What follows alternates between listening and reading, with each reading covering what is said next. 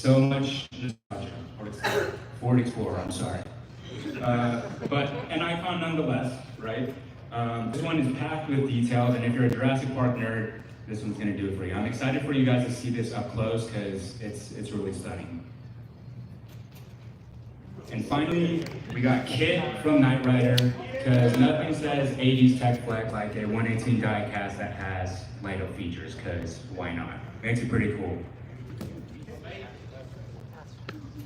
And now for something pretty fun. Our Pink Slips line is a nice mix of what we would consider pop culture with car culture.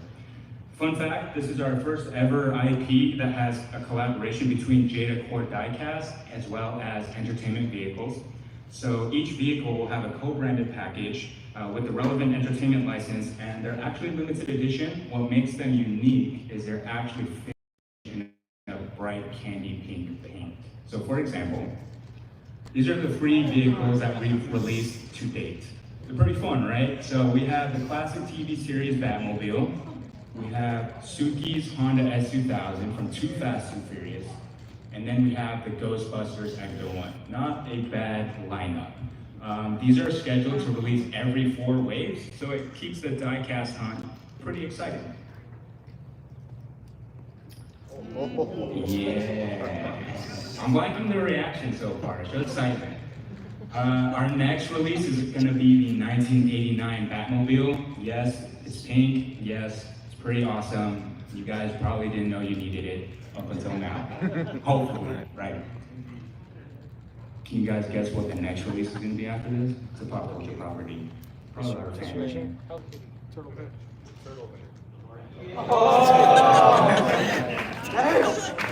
Yeah, so following the Batmobile, we have the Back to the Future time machine, because if you're gonna build a time machine, you gotta do it with some Jada style, right? So pretty self-explanatory. It's featured in a candy pink finish.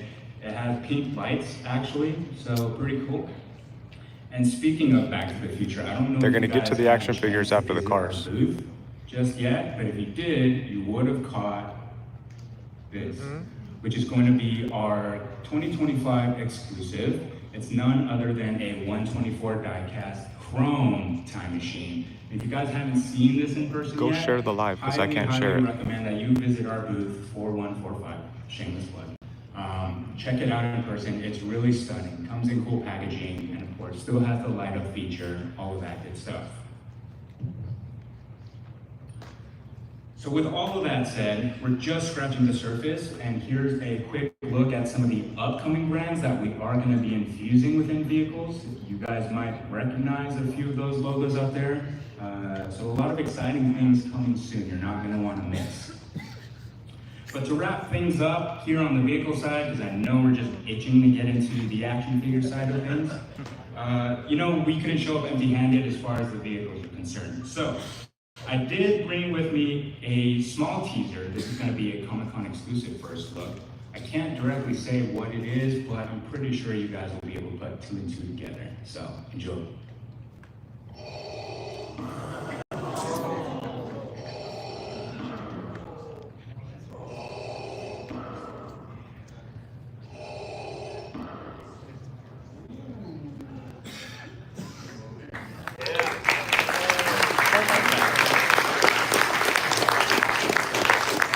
Pretty exciting stuff, right? I have to leave it off with something for you guys.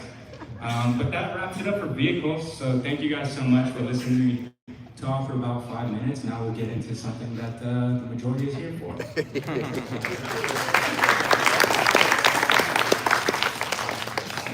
Hello, can you guys hear me? What's up, guys? Thanks for coming to our first ever panel. We prepared a bunch of new figures for you guys, so we'll just get right into it. So starting with the food mascots, we have the Pebble cereal. We showed this off last year at Walmart. So we have Fred Flintstone and Barney Rubble. So what's cool about this release is it's going to have all the parts and pieces to make them Pebble cereal specific, but it has enough alternate pieces so it could just be a standalone like Flintstones figure. So there's like a dual like display option with that. We're in tooling with this, so we should have pre-orders going up later this year. We have more food mascots in the works. We don't have anything for San Diego, but stay tuned for the future. Next, we have Frosty the Snowman. We teased this last Christmas, and we showed it off at WonderCon earlier this year, and it's in our booth right now. So here's a look at Frosty. So he's a cool deluxe figure. If you saw him in person, birthday! He's larger than life. He comes with a lot of cool accessories and options. He has an alternate head, which is his like inanimate face. But in the movie, once he puts the hat on, he comes to life. So you have both options. It comes with multiple hand accessories and Hocus Pocus accessories. So it's kind of a two-pack. So this kind of release is very time specific. If we don't release it during the Christmas window, we kind of lose it. And we had some shipping challenges this year, as you guys know. So we were able to partner with Big Bad to make it happen for this year. So in a way, we kind of got together and saved Christmas with this one. So pre-order should be going up sometime after Comic-Con, and it should be in your guys' hands before Christmas this year. Next, we have Scooby-Doo. So this line is super exciting for us. It's cartoon, you guys in the chat, go share the live. With a spooky feeling to them. Wave 1 is in production and should be shipping soon. There are some early reviews out there, so check that out. And in the display right now we have Scooby-Doo. So each wave has one main cast member anchoring the wave, and it comes with 2 monsters. So Scooby-Doo will be the anchor for wave 2. So this one we took more time with just because it's a unique body type, because it has like 4 legs. So we went through a couple of revisions on the prototypes to make sure the articulation was right. So what's cool about him is he can get into really dynamic poses, and he can also get into a properly sitting down pose. So the back leg, the knee bends all the way into the hind quarter, and then that whole thing can tuck under the body.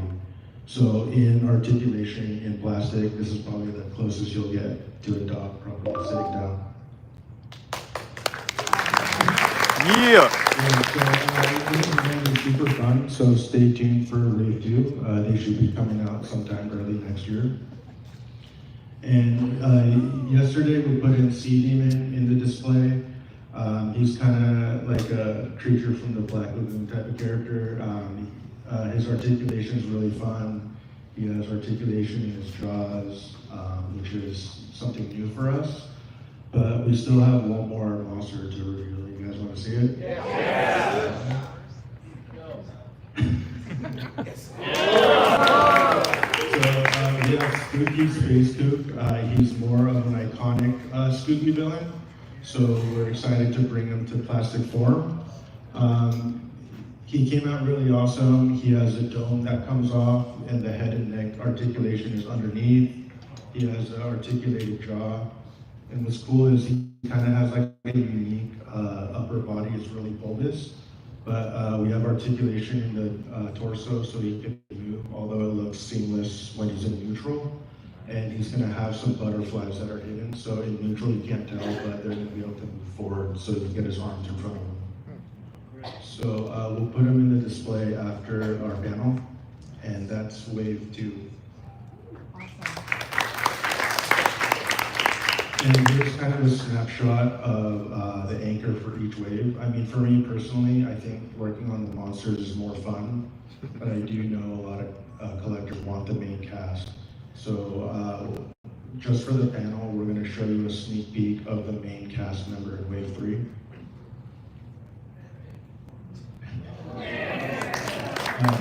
So what you see on the screen is a color rendering of the finalized 3D, all the articulations integrated. So her, along with the 2 monsters, will be going to prototyping soon, so stay tuned for a later date for the full review. So we're already halfway finished with the cast members, so hope you guys are excited.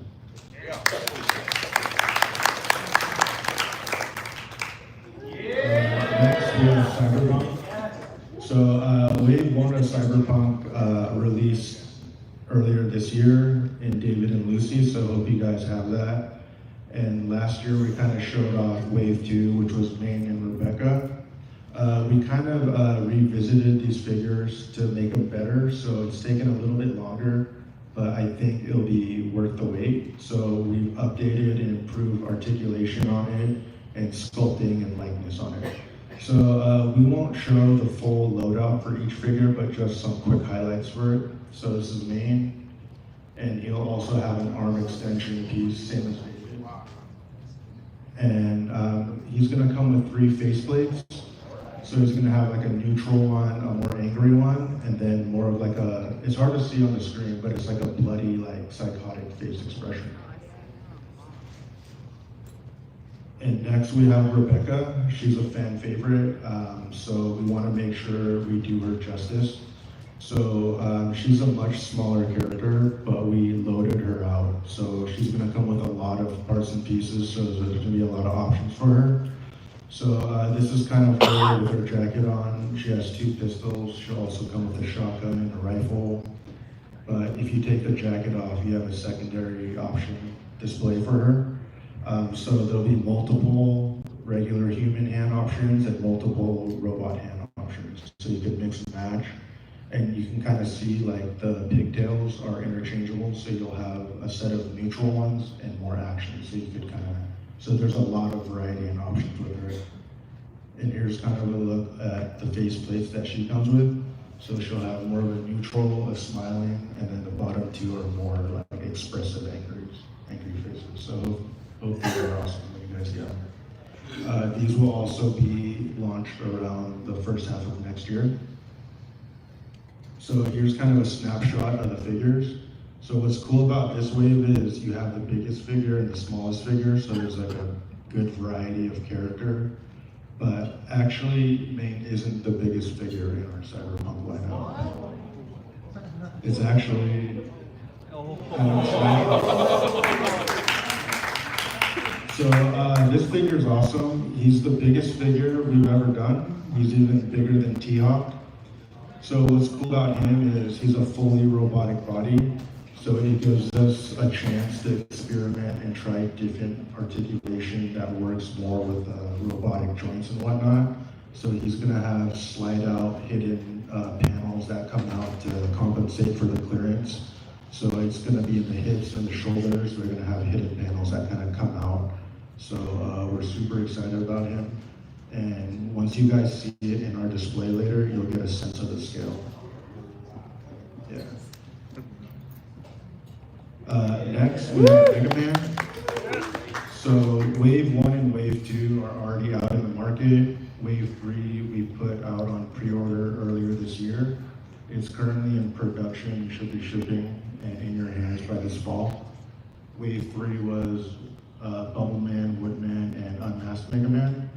And in the display, we also have final tooled samples of Wave 4. So that's Proto Man, Snake Man, and a color variant of Mega Man. So yesterday we debuted Bomb Man and Guts Man. So for Wave 5, we kind of went backwards and retraced the steps of Game 1. So we've officially just completed Game 1 Robot Masters. So super excited about that. If you guys are familiar with the way we do our waves, we have 2 Robot Masters and 1 variant of Mega Man. But I felt like maybe for Wave 5, we do something more exciting for the 3rd character. So instead of Mega Man, we decided to do... So what's cool about him is he's fully articulated. You know, we kind of, worked on Scooby, so we're already on our 2nd dog action figure. So fully articulated, we try to incorporate articulation wherever we can. So, every leg, the body, like tail, ears, tongue, everything. And he's gonna come with new head sculpts for Mega Man and new hands. So that can be compatible with your existing Mega Man. So you could have a lot of cool display options. So this is Mega Man holding a bone, and they're both in scale with each other. So what's cool about Rush is in the game, he has a lot of like different looks and transformations. So he's also gonna come with accessories to do his Rush coil look. And so it's two separate ones, purpose built for the bottom and the top extension. And also, he also kind of transforms into like a jet, but we weren't able to figure out how to make his body transform. So we weren't able to include that. But instead, we just added a secondary body altogether. So it comes with two different bodies, two different heads, and different accessories. So it's kind of like a two-pack of Rush. He's going to come with a flight stand, and the Mega Man will be properly scaled so he could be displayed on top of him. So that's what we have for Mega Man.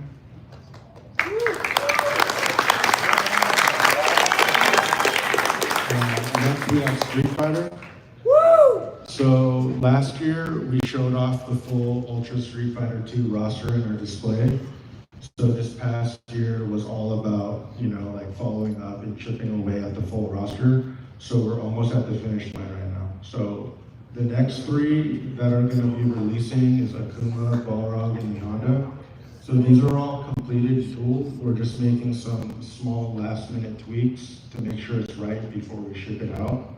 So expect these three next. And then the final two will be Zangief and T-Hawk. So these two are currently in tooling right now, so it should be shipping out early 2026. And so that's the full Street Fighter 2 roster. And we also do Fun Player 2s and Deluxes. We have 2 Deluxes for sale here at Comic-Con, but we also just do standard releases with the repaint. We have a couple coming out this fall, but we'll share one of them with you here on the panel. So, Player 2 Penny, I know she's a fan favorite, and I think this color scheme works really well for her. She has like a blue, silvery, metallic finish to her outfit, and she has pink accents, so it's pretty cool. And this one will be an Entertainment Earth exclusive, so watch out for this one later this fall. So that kind of concludes our Street Fighter 2 line. I know there's a lot of questions now, like what's Jada gonna do after Street Fighter 2? Yeah, there's a lot of great options in the market now. The competition is getting really strong for Street Fighter. So we'll just show you kind of like a snapshot of where we are and where we're going. So in 2023, we debuted the 1.0 Ryu body. Like at the time, this was like the best version of the character that we're capable of doing. But we've been working on a lot of figures this past couple of years and like learning and having a lot of experience. So starting in 2026, we're going to be debuting a 2.0 Ryu body, and we're going to be doing it with the Alpha series.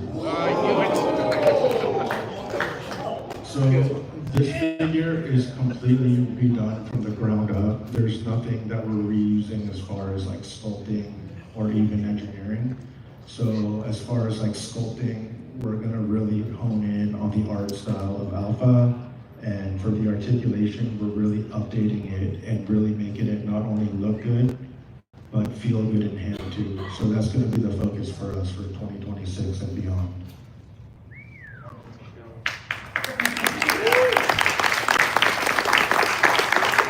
Yeah, so we brought the full wave to Comic-Con. So after the display, we'll have Ryu in there today, and we'll have a new one on Friday and a new one on Saturday. So stay tuned for those.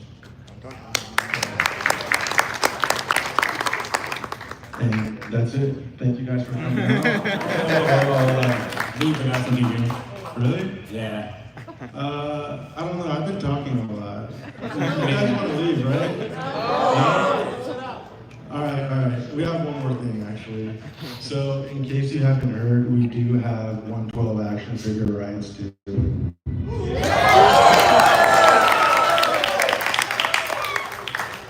So we're super excited about this one. So we've done like video game figures, like cartoon characters, like classic characters, but we've never done like true superhero characters, and especially like classic comic book inspired superhero designs. They're very simple, they have like very defined and iconic color breaks. And I always felt like those type of designs translate best to articulated figures. So we're super excited to get our chance to try that with Invincible. So you guys want to see what the characters look like? Yes. What do we have? Yeah, so here's Conquest. He was like at the climax of season 3. He's big, he's imposing, he looks awesome. So what's cool about this figure is he has a robotic Hey, what up, arm. Daryl? So we wanted to make sure that the way the arm bends on the robotic arm follows the mechanics of what the design is. So what's cool about him is he's gonna kind of have like asymmetrical arm articulation. So it's a subtle thing, but hopefully in hand you guys will really appreciate the extra mile on that. Yeah, and there's no Invincible line without the title character, obviously. So we actually have Invincible. So for Invincible, we kind of went with the season 3 look. There's been some characters, figures out there in the past couple years that went with the classic look. So we decided for this one, when we launch, let's go with a different look. We could always revisit the classic look with a new like leg tooling. So, and you know, he's like a pretty blank body. So it really shows off all the new articulation engineering we're going to be applying to all of our figures in 2026 and beyond. And he's kind of going to be the blueprint for all the figures in the Invincible line. And we have one more figure. And let's see who it is. Yeah, so we have Kid Omni-Man. This figure is awesome just because he has all the articulation from the larger scale figures, but it's compacted into a smaller battery. So in hand, like the playability and fun factor is going to be much more than a standard size figure. So I think that this figure will kind of be like a sleeper hit of the wave. So that's our wave 1 lineup. We're already starting wave 2 and 3. So we're fully committed to continue this line as well. And we'll have these in our display after the panel. And that's really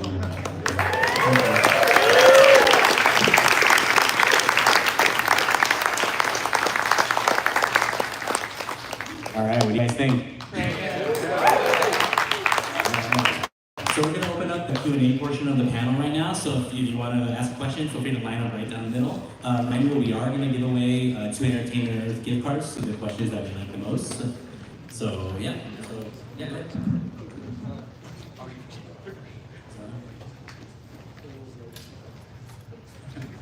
We can hear you. It's fine.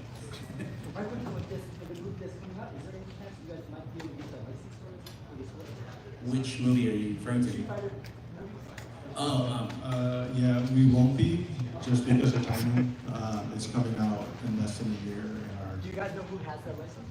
I don't know. A lot of people, they didn't know where their bike had vehicle. And I remember a couple years ago, when you guys did Street Fighter games, you guys made a really big internet in a relatively short period of time. And I feel like you guys came in last year, not a lot of numbers. Yeah. Like just everything is firing on like so. They just want to know how did you know what stuff that came before was your turn to do it, or was right talent on it, somewhere in between. It's just amazing to see you guys just right out of the gate. And I'm very glad you took it through now. But I'm just kind of curious. Yeah, a little bit of everything, just like.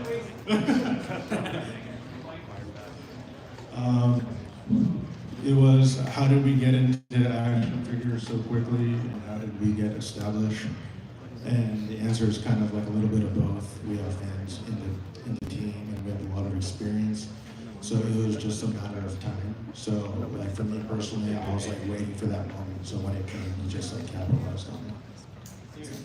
To add on to that really quickly too, I think it's a nice span for our entire company, because not only do we have the vehicle side of things, but the action figure side of things, and both respective teams have a passion for what they do and what they're really into. So for example, like June's super into the action figure stuff, right?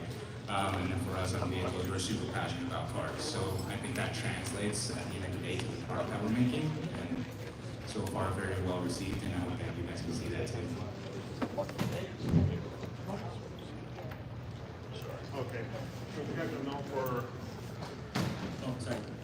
So yeah, we left that question. So you would want to be entertained with delicious gift cards. There you go.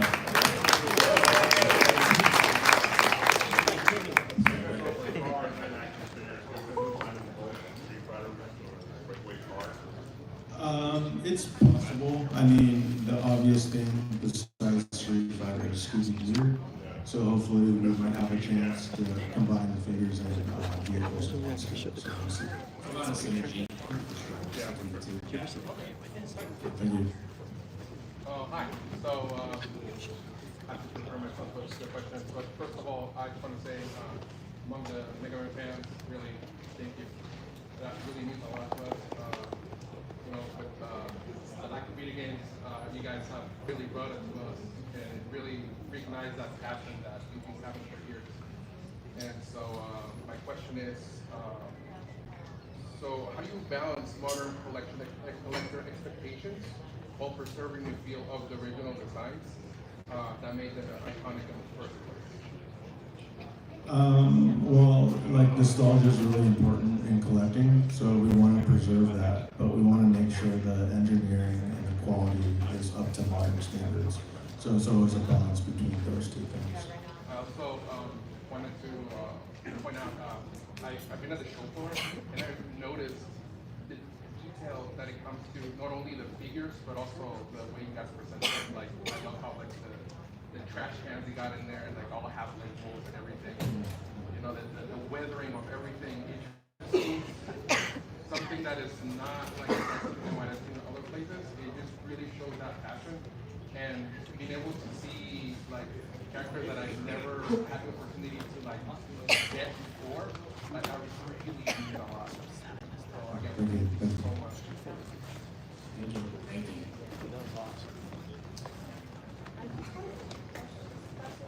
I saw with the cars, there were like a lot of brand connections. Do you think any of those could develop into more action figures down the road? It's possible, like for example, like Scooby, we do diecast and also action figures, but it really depends on what rights are available to us. So sometimes it's both, sometimes it's just one or the other. Next, with Edgerunners season 2 coming up, do you think you guys are going to be doing anything with that? Are you going with the Yeah, hopefully. So once we get some looks and the characters, we might develop on that too. And then lastly, are you guys planning on anything with backtracking for Invincible? Because, I mean, obviously the seasons are just really great, but, you know, there's also a lot of really cool stuff in the last few seasons. So are you planning on, like, going back to that? Yeah, I mean, our rights are the whole franchise and it's not just limited to season. So hopefully in the long run, we'll be able to do a lot of characters. Thank you so much. Thank you. Great question. Yeah, great question. She only kid that had the first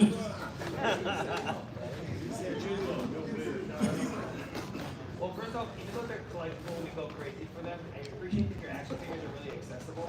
I'm not worried about handling them where like if something were to go wrong, like it's $25 and I can get another one. So it's a really great line. Mega Man, Street Fighter, like really easy action figures to collect a lot of them because they don't cost that much. High quality stuff. But my question is, when you were developing the line, was there a Street Fighter you personally thought or made? Was there a character that you did not play as that was not your favorite, but while you were working on the toy, you're like, oh, this is A lot of them, like T-Hawk, I've never played honestly. But What? it's fun. DJ, also I never played. So. Probably Vega for me. It's never been my guy, but the figures is amazing. Yeah. What's up, guys? I'm a big fan of Street Fighter. I've actually followed since Wave 1 was announced long ago. So I have a question. How do you guys balance like innovation and quality while still staying at that price point, which as everyone knows is super competitive? I think we have more freedom, like we have more room for that. So and we have a lot of experience in the toy industry. Like we've only been making figures for a couple of years, but Jada's been around for over 20, 25 years. So it's just a combination of experience and the ability to do what we want to do. It's also in our company DNA as a whole. So since Jada was founded over 25 years ago, we've always had the point of view of good price value and good quality going hand in hand. So you see that across figures and vehicles. Thank you. So, The mic doesn't work. so I can relate to the park. I actually just started collecting Street Fighter last Friday, and I'm now here because of how awesome that experience was. And so I think it has a lot to do with how it feels in the hands that you were talking about.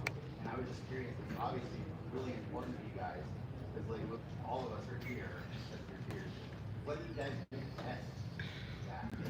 A lot of testing, a lot of trial and error. Just like pulling samples from the tool and sending it over here, playing with it, like debugging it or making comments. Like a lot of rounds of revisions, honestly.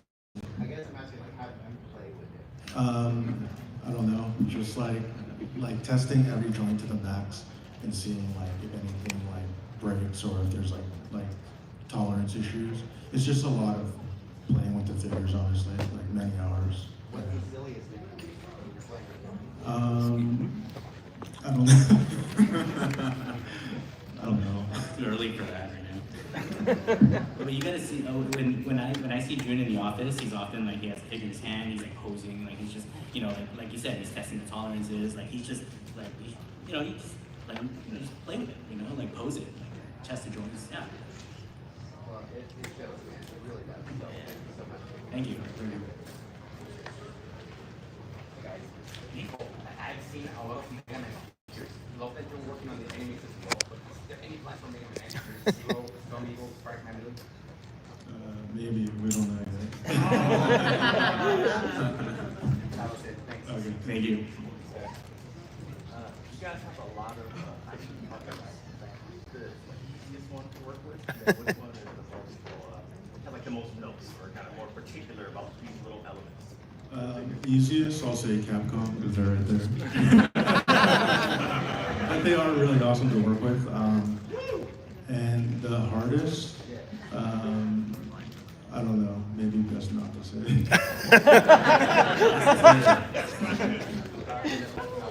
You guys ever seen Mecha Science? Oh, yeah. Thank you.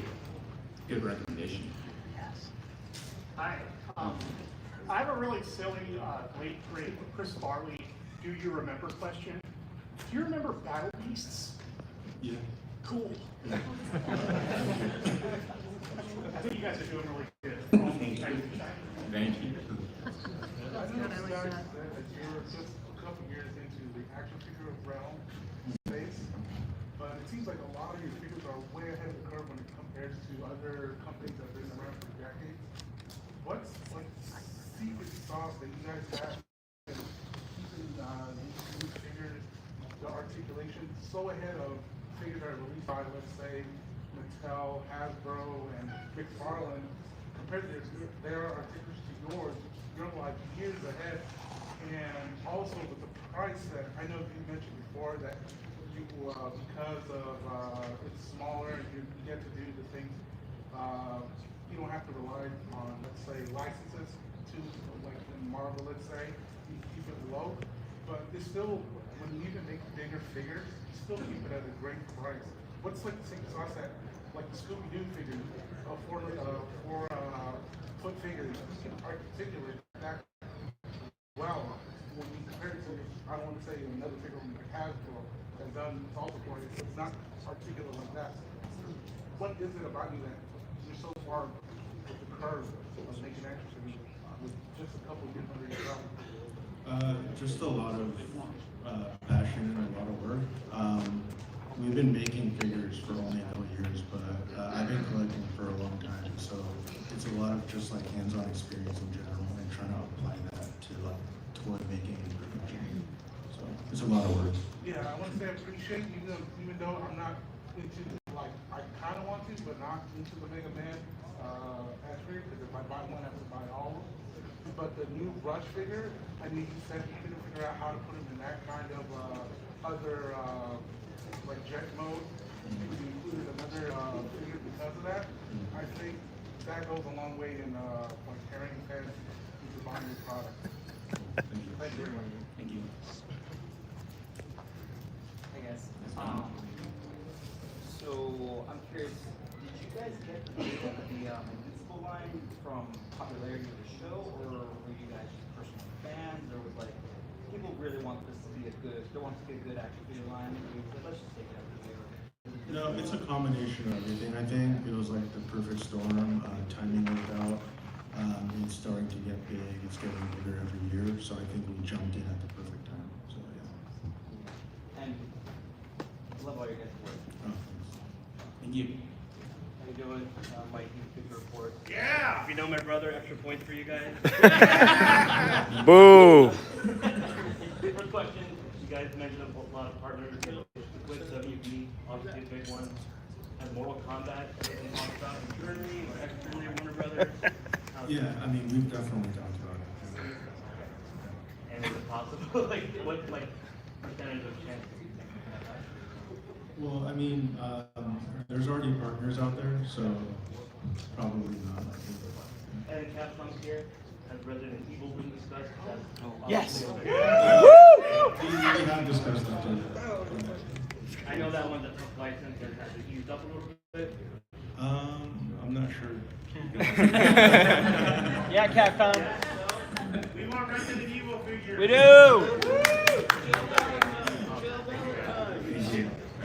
Great question. Yeah. What? Great question. You got a gift card?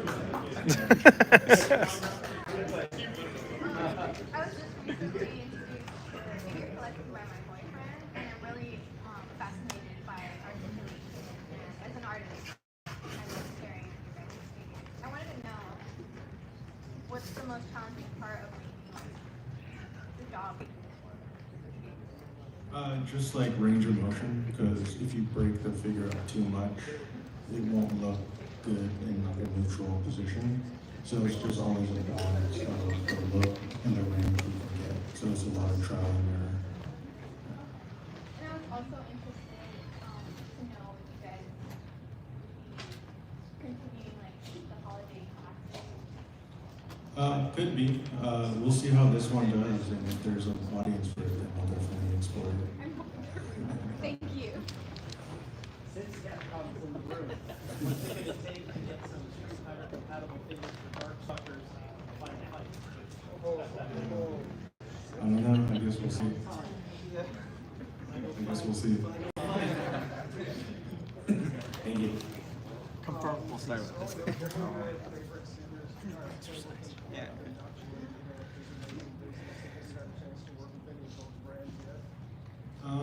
I think the one that was my personal favorite were like the Playmates Turtles. We don't do Turtles figures, but we've done some Turtles licensed vehicles, playsets, and little diecast figures. Thank you. Yeah, so for the first wave of Invincible figures, you mentioned not only the repeat things done by other companies. I was just wondering how closely you were looking at other companies, trying to do things differently, and maybe what the most exciting part about doing new Invincible figures is. It was just kind of timing too, because like we started getting deep into development during season 3, so that kind of like was like the latest and greatest, most exciting characters to look into, and because we could always They've already go revealed back and Invincible. You guys are kind of late. seasons, we just thought it was a good starting point. How much do each of your personal favorite Street Fighter characters? What are your favorite series? Street Fighter series and why is it so Yeah, I mean, eventually, like, the goal from the beginning was to do everybody, so it was just a matter of doing characters we were comfortable doing at the time, and as we got better at it, we could tackle more difficult characters. Yes, Third Strike is awesome. I'm enjoying Street Fighter 6 right now. Also, June's a big Blanca fan, so like he took his time on that one because he wanted to make sure he got it like right. So that does come into play, right? Yeah, personal passion. Yeah, of course. Might be the last one. Yeah. Not necessarily a question, but more so a recommendation. Have you ever thought about a license like, especially because of the die cast, but also venturing into action figures, like Twisted Metal, where, 112, why am I blanking on that? Sweet Tooth. Sweet Tooth. 112 and Sweet Tooth, but also pair it up with, kind of do a nice collaboration. Makes sense, but unfortunately, you guys got to go through a lot of stuff. But just an idea. I thought about it. So, like, It's not bad. We had a line back in the day called, was it Battle Machines? Like, it was a line of die-cast cars that were kind of inspired by that Mad Max Twisted Metal look. Like, they'll take like a Chevy Camaro and add like spikes to it, and kind of looks like a fighter jet or something. Like, we've done stuff similar, but I like Twisted Metal. yeah, Sounds like a cool idea. because there's some characters that are very toyetic. Yeah. And then, of course, the die-cast side, you do a lot of photography. Now, there's a lot of photographers out here that can definitely do some stuff. I'm sure. But, yeah, all right. Thank you. Appreciate you. All right, last question. What's up? Hey, what's up? I saw you guys are partnered with Nintendo. Is there any merch coming out with Nintendo coming out soon, or Merge with Nintendo? Not planned at the moment. nothing yet? Yeah. No diecast with like the Kirby in the car? Can't say directly. Alright. When's that initial V-figure coming out too? 86. That one should be later this year. Yeah. Almost done.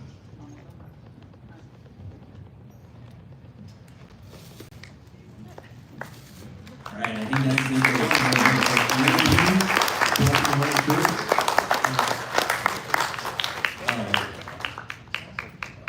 Thank you so much.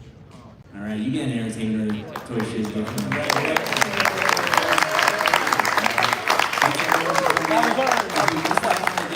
Entertainer is gonna have some more prizes, so make sure to follow them. Thanks for coming out. All right, guys.